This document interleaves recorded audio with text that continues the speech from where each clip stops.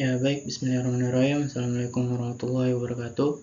Perkenalkan, nama saya Muzian Yunus. Saya mahasiswa IAIN Kendari, Fakultas Ekonomi dan Bisnis Islam, Program Studi S1 Perbankan Syariah.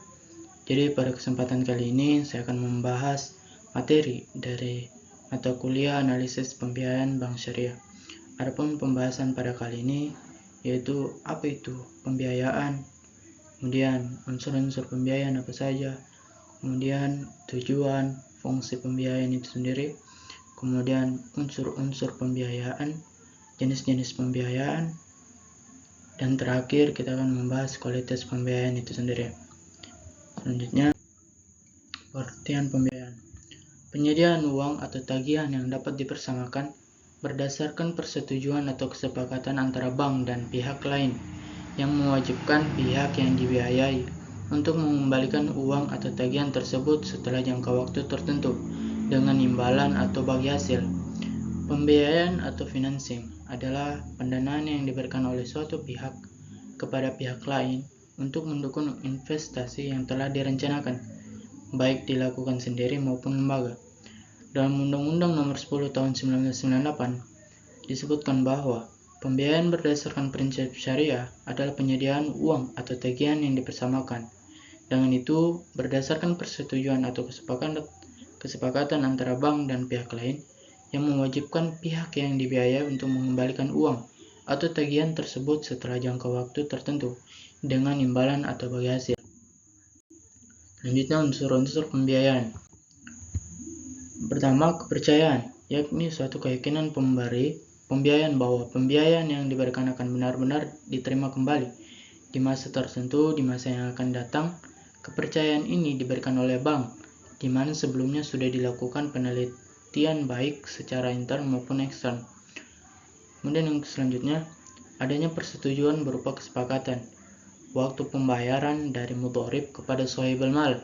Ini dituangkan dalam sebuah bentuk perjanjian di mana masing-masing pihak menandatangani kewajiban dan haknya masing-masing. Kemudian selanjutnya, adanya unsur waktu. Unsur waktu merupakan unsur esensial pembiayaan, di mana pembiayaan terjadi karena unsur waktu, baik dilihat dari sisi sahibul mal maupun dari sisi mudharib. Selanjutnya, adanya unsur resiko baik di pihak sahibul mal maupun dari sisi mudharib. Risiko di pihak sahibul mal adalah adanya risiko gagal bayar atau risk of default, baik karena kegagalan usaha maupun ketidakmampuan bayar,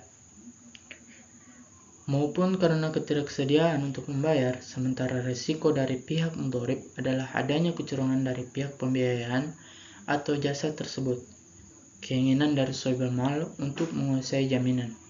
Selanjutnya, balas jasa merupakan keuntungan atas pemberian suatu pembiayaan atau jasa tersebut. Dalam prinsip syariah, balas jasa tersebut berupa bagi hasil. Selanjutnya, tujuan pembiayaan. Tujuan pembiayaan berdasarkan prinsip syariah adalah untuk meningkatkan kesempatan kerja dan kesejahteraan ekonomi sesuai dengan nilai-nilai Islam. Pembiayaan tersebut harus dapat dinikmati oleh sebanyak-banyaknya pengusaha yang bergerak di bidang industri, pertanian, dan perdagangan untuk menunjang kesempatan kerja dan menunjang produksi dan distribusi barang-barang dan jasa dalam rangka memenuhi kebutuhan dalam negeri maupun ekspor. Fungsi pembiayaan. Yang pertama, memberikan pembiayaan dengan prinsip syariah yang menerapkan sistem bagi hasil yang tidak memberatkan debitur. Kemudian selanjutnya yang kedua, membantu kaum duafa yang tidak tersentuh oleh bank konvensional karena tidak mampu memenuhi persyaratan yang ditetapkan oleh bank konvensional. Yang ketiga, membantu masyarakat ekonomi lemah yang selalu dipermainkan oleh rentenir dengan membantu melalui pendanaan untuk usaha yang dilakukan. Selanjutnya, jenis-jenis pembiayaan. Jenis-jenis pembiayaan ini terbagi menjadi 5. Yang pertama, pembiayaan modal, pembiayaan investasi syariah. Yang ketiga, pembiayaan konsumtif syariah. Kemudian yang keempat, pembiayaan sindikasi. Yang kelima, pembiayaan letter of credit. Dan yang terakhir, kualitas pembiayaan. Kualitas pembiayaan merupakan penilaian atau alat suatu bank untuk menilai tertagihnya atau kemampuan membayar pembiayaan oleh nasabah, di mana kriteria dalam menilai kualitas pembiayaan yaitu berdasarkan prospek usaha, kinerja nasabah, dan kemampuan membayar.